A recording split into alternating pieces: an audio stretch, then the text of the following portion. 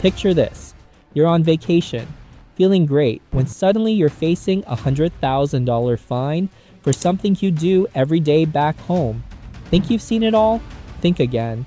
From fines for chewing gum to arrests for bringing allergy medicine, some laws around the world feel completely normal to locals, but leave visitors totally bewildered, broke, or even behind bars. In today's video, we're exploring 5 countries with laws that might completely shock you as a tourist, especially if you're used to more relaxed Western rules. And stick around for the bonus section, because one country's laws can actually reach you even when you're not there. Let's dive in.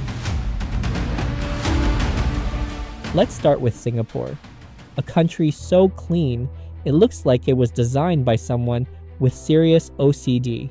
And honestly, that's not far from the truth. Here's the thing about Singapore.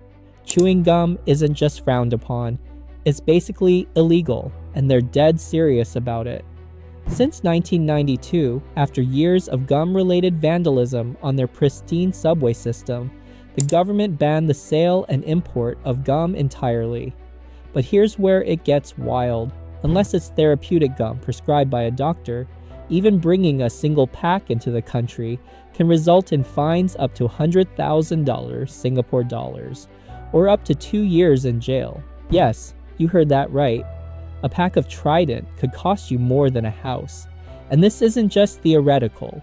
In 2019, a tourist from Malaysia was fined $500 just for chewing gum on the street. Airport customs regularly confiscate gum from unsuspecting travelers. But Singapore doesn't stop at gum. Jaywalking, that's a $200 fine minimum. Littering, up to $300 for first-time offenders, and they have plainclothes officers whose job is literally to catch litterers. Spitting in public, $1,000 fine. Forgetting to flush a public toilet, they actually have sensors in some bathrooms, and yes, you can be fined. Want to know the craziest part? Eating or drinking on public transport can get you a $500 fine. Imagine explaining to your friends back home that you got arrested for sipping water on a train. The message is crystal clear. In Singapore, your personal habits become everyone's business, and the government has turned rule following into an art form. Iran presents a fascinating paradox, a country with incredible history and culture, but laws that can turn a simple vacation video into a legal nightmare.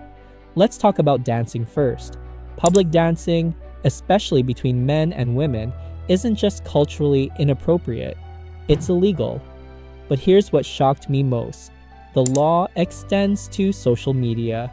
In 2018, several young Iranians were arrested just for posting dance videos on Instagram. One case involved teenagers who filmed themselves dancing to Western music and received prison sentences. For women, the dress code isn't just social pressure, it's criminal law. The mandatory hijab law is actively enforced by the morality police. Not wearing proper hijab can result in fines, imprisonment, or worse. But here's where it gets really complex for modern travelers. Your online presence matters as much as your physical presence.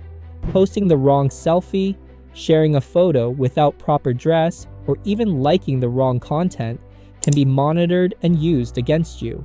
Iran has sophisticated internet monitoring systems, and they actively track social media activity.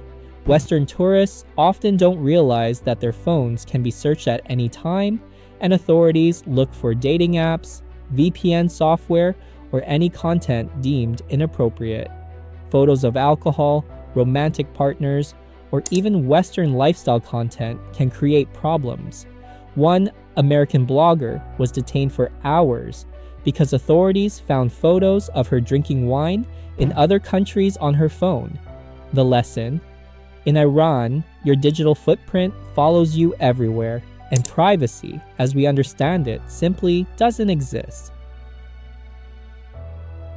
Japan seems like the safest country in the world. Low crime, polite culture, efficient everything. But this efficiency comes with rules that can blindside even the most prepared travelers. Let's start with medications, because this catches thousands of tourists every year. That Adderall prescription for ADHD, completely banned. Sudafed for a stuffy nose, also banned. It contains pseudoephedrine, which Japan classifies as a controlled substance. Even some allergy medications, sleep aids, and pain relievers are restricted or banned entirely. The process to bring approved medications requires a yakan shumei, an import certificate, that must be obtained weeks before travel. The paperwork is extensive, and you need documentation from your doctor and pharmacy records. Here's a real case. In 2015, an American executive was detained at Tokyo Airport for 3 weeks because he brought his legally prescribed Adderall without proper documentation. 3 weeks in detention for taking medication his doctor prescribed. Now, smoking laws. Japan has turned smoking restrictions into a science. Most cities have designated smoking areas, often tiny boxes on sidewalks, and lighting up anywhere else can result in immediate fines. In Tokyo, smoking while walking is banned citywide, and then there's alcohol and driving. Japan has absolute zero tolerance, not 0.08 like many Western countries, literally zero. One sip of beer, even from the night before, and you're facing criminal charges. They use breathalyzers randomly, and the penalties are severe: automatic license suspension, heavy fines, and potential deportation for tourists. Japanese efficiency means these laws are actually enforced, unlike some countries where rules exist but aren't followed. Saudi Arabia is changing rapidly under Vision 2030, welcoming tourists like never before. But navigating the cultural and legal landscape requires understanding that some fundamental rules haven't changed, and they're enforced with real consequences. Public displays of affection are still illegal under Saudi law. This isn't just hand-holding or kissing. Even married couples can face legal issues for public affection. The religious police still operate, though with reduced powers. Here's what surprised me most. The law applies differently based on location and time. In tourist areas like parts of Riyadh, enforcement might be more relaxed for foreigners. But in traditional areas or during prayer times, the rules are strictly enforced for everyone. Speaking of prayer times, this affects tourists directly. 5 times daily, shops close, restaurants stop serving, and public life pauses. As a tourist, you're not required to pray, but you're expected to respect the process. This means no loud talking, no music, and certainly no eating or drinking in public during Ramadan. The gender segregation rules are evolving but still complex. While women can now drive and attend sports events, many public spaces still have separate entrances and seating areas. Hotel bookings can be complicated. Unmarried couples, especially Saudi nationals, cannot share hotel rooms. International tourists have more flexibility but can still face questioning, and dress codes remain serious. For women, conservative dress is absolutely required. For men, shorts, tank tops, or clothing showing religious symbols can create problems. The key insight: Saudi Arabia is genuinely modernizing, but the changes are selective and situational. What's acceptable in one place might be illegal just blocks away. Switzerland might look like a fairy tale, but it's a fairy tale with very specific rules about noise, and they're legally enforced with Swiss precision. The toilet flushing rule is real and widespread. In many Swiss apartment buildings, flushing toilets, taking showers, or running washing machines after 10 p.m. is banned under noise ordinances. These aren't just building rules, they're local laws with actual fines. But it goes deeper. Sunday noise laws are taken seriously across Switzerland. Lawn mowing, drilling, hammering, or even vigorous cleaning can result in neighbor complaints and municipal fines. Some areas ban hanging laundry outside on Sundays because the flapping creates noise. Here's where it gets uniquely Swiss. They have community noise officers, actual government employees whose job is investigating noise complaints.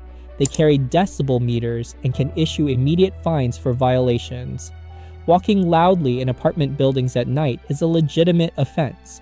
Some buildings have quiet hours posted in lobbies, typically from 10 p.m. to 6 a.m., during which heel clicking, door slamming, or even talking loudly in hallways can result in warnings or fines.